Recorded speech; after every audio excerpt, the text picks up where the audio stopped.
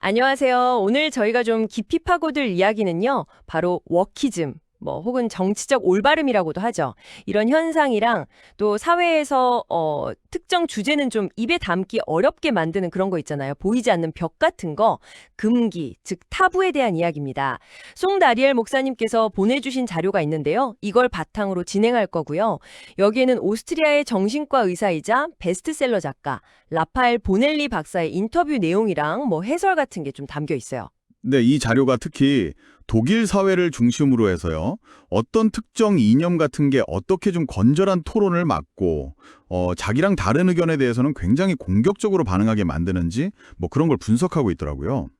자료 주신 송 목사님께서는 본인이 약간 우파적 관점을 갖고 계시다고 밝히면서 독일 내 좌우 갈등이나 트럼프 전 대통령 영향력 같은 개인적인 견해도 좀 덧붙이셨어요. 네, 그래서 저희는 오늘 이 자료에 담긴 주장들, 특히 그 보넬리 박사의 주장을 좀 객관적으로 전달하고 그게 어떤 의미인지 같이 한번 탐색해 보려고 합니다. 맞습니다. 오늘 저희 목표는 그거예요. 보넬리 박사가 그 책 타부인가요? 거기랑 인터뷰에서 뭘 주장하는지 좀 자세히 뜯어보는 거. 그가 말하는 정치적 타부가 뭐냐? 그게 어떻게 만들어지고 또 어떤 기능을 하냐? 그리고 또 왜 요즘 그 워키즘 장벽이 좀 무너지고 있다? 이렇게 진단하는지 이런 질문들을 가지고 아까 말씀하신 대로 오직 제공된 자료에만 근거해서 한번 깊이 파고들어 보려고 합니다. 왜 우리는 어떤 이야기는 좀 하기 꺼려지는 걸까요? 한번 그 진단을 따라가 보죠. 자, 그럼 본격적으로 한번 들어가 볼까요? 보넬리 박사는 이 정치적 금기를 설명하려고 독일 정치 용어 중에 방화벽, 브랜드마어라는 걸 가져왔어요. 이게 뭐냐면 특정 정당, 그러니까 독일의 그 AfD라고 있죠? 대한당. 그 정당이랑은 절대 협력 안 한다. 다른 당들이 세운 그런 원칙 같은 건데요. 아, 네네. 그 얘기군요. 네. 근데 보넬리 박사는 이게 그냥 정치 노선 문제가 아니라 아예 생각 자체를 금지하는 거다. 이렇게 좀 강하게 주장하더라고요. 그리고 이걸 어기면 단순 비판이 아니라 거의 사회적 비난, 감정적인 처벌 같은 게 따른다고 하고요. 맞아요. 그러면서 이걸 또 비유를 들잖아요. 도심에 있는 콘크리트 바리케이드 같다고. 그러니까 이성이라는 자동차가 이렇게 쭉 가야 하는데 이 바리케이드가 딱 막고 있다는 거죠. 아, 길을 막는 장애물이군요. 그렇죠. 이런 인위적인 장애물, 즉 타부가 사회에 자꾸 많아지면 결국 이성의 자동차는 어디 갈 데가 없어지고 논리적인 사고 자체가 마비된다. 이런 진단이에요. 보넬리 박사 주장은 그래요.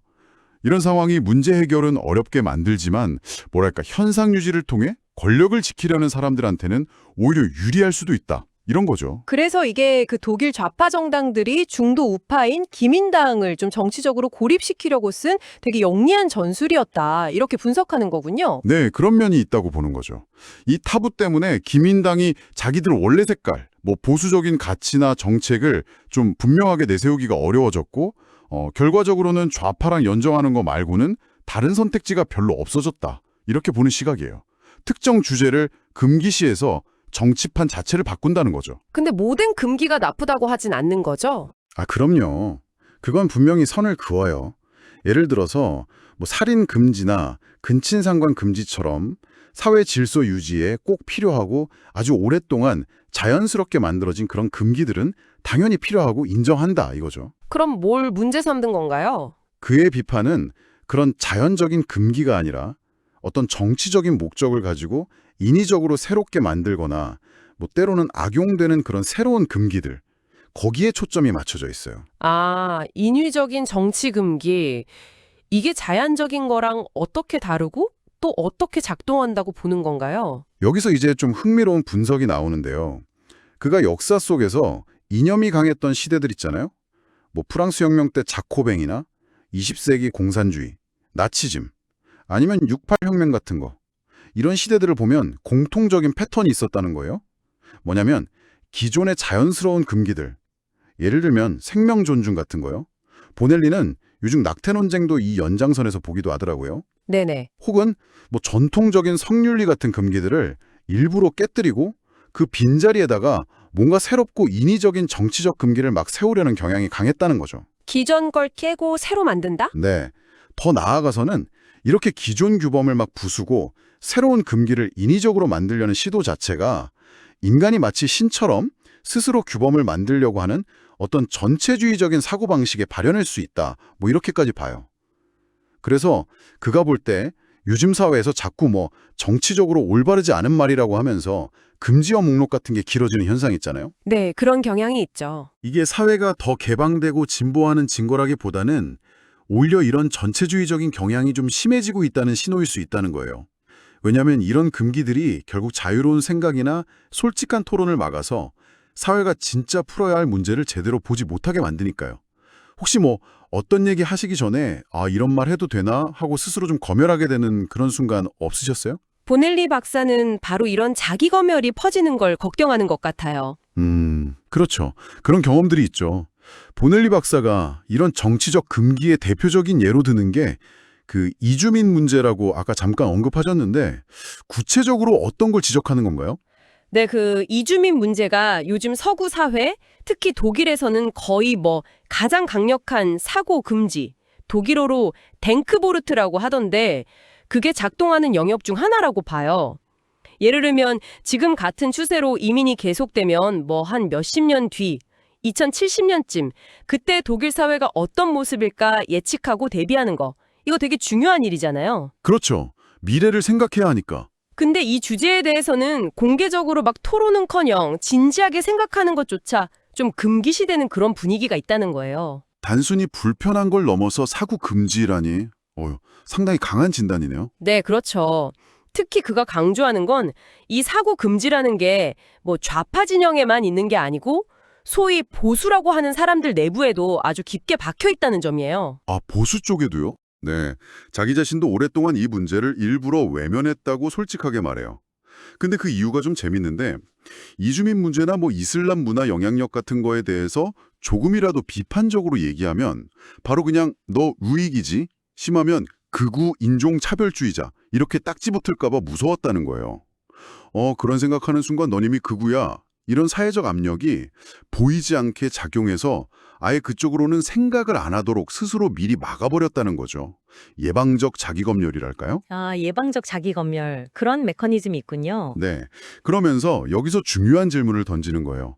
어떤 사회 문제, 예를 들어 이주민 정책의 결과를 너무 쉽고 그리고 바로 특정 정치 이념, 극우주의 같은 거랑 연결짓는 사회 분위기가 과연 건강하냐는 거죠. 이게 혹시 그 문제에 대한 합리적이고 필요한 토론 자체를 아예 막아버리는 그런 장치로 작동하는 거 아니냐, 이런 문제제기인 셈입니다. 그럼 그가 이 오랫동안 해왔던 자기검열, 그 금기를 깨고 이주민 문제를 다시 생각하게 된 어떤 계기가 있었나요?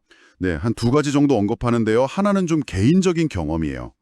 옛날 영화, 1950년대 영화를 우연히 봤는데 그때 비엔나 거리 모습이 엄청 동질적이었는데 지금이랑 너무 다른 거죠. 그 차이를 보고 충격을 받았다고 하고요. 과거와의 대비. 네, 다른 하나는 좀 더 공적인 사건인데 바로 지난 2월에 독일 뮌헨 안보회의, MSC라고 하죠.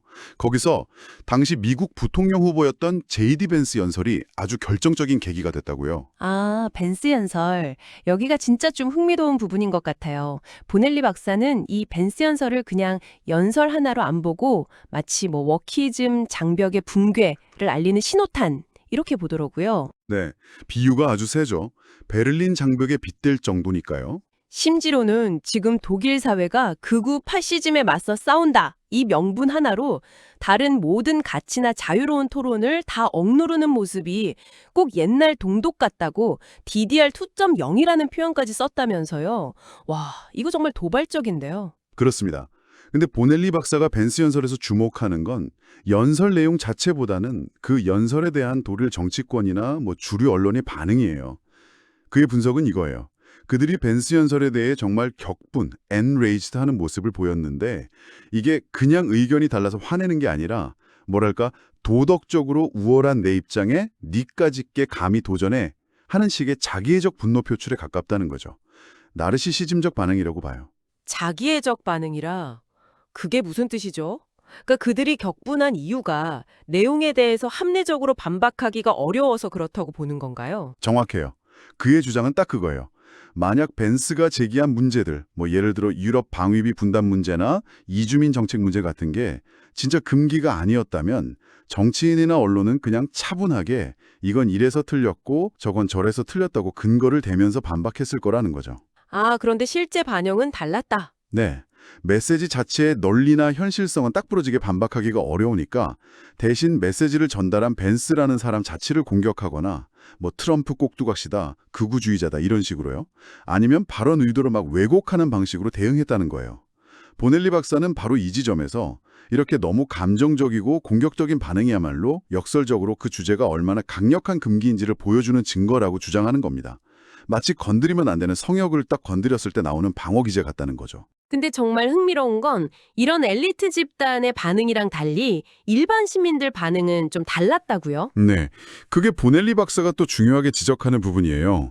뮌헨 안보회의 현장에 있던 정치 엘리트들이나 언론 보도는 막 비판 일색이었는데 그와는 대조적으로 일반 시민들 사이에서는 벤스 연설 내용에 저거 맞는 말인데 하고 공감하거나 긍정적으로 평가하는 반응이 훨씬 많았다는 거예요. 오, 정말요? 네, 그는 이게 오늘날 독일 사회, 어쩌면 다른 서구 사회에서도 마찬가지일 수 있는데 정치나 언론 엘리트들이 생각하는 여론이랑 실제 대중들 생각 사이에 꽤 큰 괴리가 있다는 걸 보여주는 예라고 해석해요.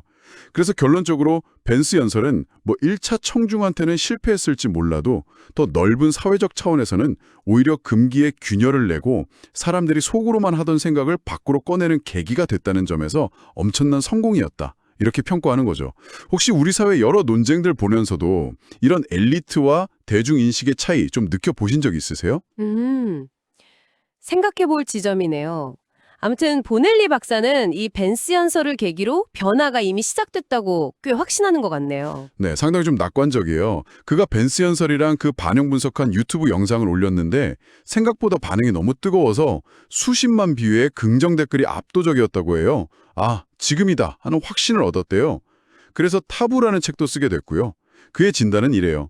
사람들이 점점 사회적으로 강요되는 어떤 생각이나 표현 방식에 좀 불편함을 느끼고 자기 진짜 생각을 마음대로 말 못하는 현실을 깨닫기 시작했다는 거죠. 그리고 그 고대 그리스 철학에서 말하는 파레시아, 그러니까 좀 불이익을 감수하더라도 진실을 용기 있게 말하는 태도, 그 가치를 다시 생각하게 됐다는 겁니다. 아, 벌거벗은 임금님 이야기처럼 누가 용기 내서 임금님 벌거벗었다 외치면 판이 바뀔 수 있다. 뭐 그런 건가요? 정확히 그 비유를 써요. 모두가 그냥 침묵하거나 마지못해 동의하는 척하니까 유지되는 현상들이 있다는 거죠. 예를 들어서 뭐 남성이 임신할 수 있다거나 트랜스 여성이 완전한 여성이다 같은 명제들이 사회적으로 받아들여지는 것처럼 보이는 것도 다수가 진짜로 동의해서라기보다는 반대하면 비난받을까 봐 그냥 조용히 있거나 암묵적으로 동조해서 그렇다고 보는 거예요. 근데 누군가 용기를 내서 딱 외치고 거기에 나도 그렇게 생각했는데 하는 사람들이 많아지면 이 허술한 쇼는 더 이상 계속될 수 없다는 거죠. 언어 사용 문제도 지적했죠. 그 PC 언어랑 실제 언어랑 괴리된다는 거. 네, 맞아요. 소위 정치적으로 올바른 언어, PC 언어가 실제 대중들이 쓰는 자연스러운 말이랑 점점 멀어진다는 거예요. 길거리에서 사람들 대화하는 거 들어보면 정치인이나 일부 언론인들이 쓰는 것처럼 딱딱하고 인위적인 말투 쓰는 사람 거의 없잖아요. 그렇죠. 좀 어색하죠. 그런 말투는. 이런 언어적 괴리가 커지면 사람들은 정치인이나 언론 보도를 보면서 진정성을 못 느끼고 그냥 뭐 연극대사 외우는 배우 같다고 생각해서 결국 신뢰를 잃게 된다는 거죠. 그는 심지어 그 최신 AI, 챗GPT 같은 것도 이미 사회에 퍼진 사고 금기 데이터를 학습해서 사용자가 약간 올바르지 않은 질문을 하거나 표현을 쓰면 슬쩍 교정하려고 드는 걸 보고 좀 섬뜩하기도 하고 웃기기도 했다고 해요. 하지만 이런 인위적인 언어 통제 시도는 결국 대중의 실제 언어 습관이랑 현실 인식하고 너무 차이가 나니까 그 효과는 점점 떨어질 수밖에 없다고 예측하고요. 그래서 결론적으로 보넬리 박사는 이 금기 사회가 이미 정점을 지났다고 거의 끝났다고 보는 거네요. 네, 좀 과로하게 금기 사회는 이미 끝났다. 이렇게 선언까지 하더라고요. 자기 책 타부를 본 동료 의사가 야, 이런 책 2년 전엔 절대 못 썼을걸? 이랬다는 얘기를 하면서 실제로 지난 몇 년 사이에 뭐 젠더 문제나 코로나 대응 방식, 기후변화 논의, 또 아까 말한 이주민 문제 같은 민감한 영역들에서 이미 생각보다 많은 변화, 금기가 약해지는 현상이 나타나고 있다고 주장해요. 그가 마지막으로 강조하는 건 이거예요. 살인금지처럼 사회 유지에 꼭 필요한 자연적 금기랑은 다르게 특정 정치 세력이 인위적으로 만든 정치적 금기는 본질적으로 좀 불안정해서 영원할 수 없다는 거죠. 현실이랑 너무 동떨어지고 사람들이 더 이상 참기 힘들어지면 언젠가는 반드시 무너질 수밖에 없다. 이렇게 꽤 낙관적으로 보고 있습니다. 자, 오늘 저희가 탐구한 내용들 한번 좀 정리해 볼까요? 오늘 우리는 송다니엘 목사님이 제공해 주신 자료, 특히 그 라파엘 보넬리 박사의 인터뷰랑 책 내용을 중심으로 해서요. 정치적 금기 혹은 타부라는 현상이 어떻게 만들어지고 작동하는지, 그리고 때로는 이게 특정 이념을 퍼뜨리거나 권력을 유지하는 데 쓸 수도 있다는 상당히 흥미로운 한 가지 관점을 좀 깊이 있게 살펴봤습니다. 뭐 독일의 방화벽 개념부터 시작해서 자연적 금기랑 인위적 금기 나누는 거, 또 이주민 문제 같은 구체적인 사례, 그리고 제이디 벤스 연설에 대한 그 상반된 반응까지 이걸 통해서 금기가 어떻게 만들어지고 또 어떻게 약해질 수 있는지 그 가능성도 좀 본 것 같아요. 다시 한번 말씀드리지만 오늘 나눈 이야기는 전적으로 저희가 살펴본 자료에 담긴 보넬리 박사의 주장에 근거한 분석입니다. 네, 맞습니다. 오늘 탐구는 왜 어떤 주제에 대해서는 우리가 말하기가 유독 불편하거나 심지어 불가능하다고 느끼는지, 거기에 대한 보넬리 박사의 진단을 함께 자세히 들여다본 시간이었어요. 뭐 그의 주장이 다 맞다 틀리다를 떠나서 그의 분석 자체가 언어나 어떤 프레임 같은 것이 우리 개인의 생각은 물론이고 사회 전체의 어떤 논의 지형을 어떻게 만들고 또 때로는 제약할 수 있는지에 대해 중요한 질문을 던지고 있다고 생각해요. 사회적 합의나 규범이 어떻게 만들어지고 또 변하는지에 대해서 한번 생각해보게 만드는 거죠. 네, 마지막으로 이 탐구를 마무리하면서 청취자 여러분께도 한번 생각해 볼 만한 질문 하나를 던져보고 싶습니다. 보넬리 박사는 인위적으로 만들어진 정치적 금기는 결국 현실과의 괴리 때문에 무너질 수밖에 없다고 주장했잖아요. 만약에 그의 주장이 어느 정도 타당하다면 오늘날 우리 사회 곳곳에서 우리가 암묵적으로 느끼거나 혹은 관찰하는 여러 가지 형태의 말하기 어려움, 생각하기 꺼려짐, 이런 현상들은 어쩌면 물밑에서 진행되고 있는 더 근본적인 어떤 사회적 균열이나 변화의 긴장을 다리고 있는 것일지도 모릅니다.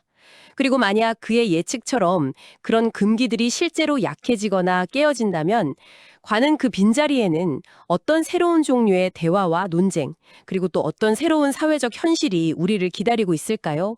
한 번쯤 깊이 고민해 볼 만한 질문인 것 같습니다.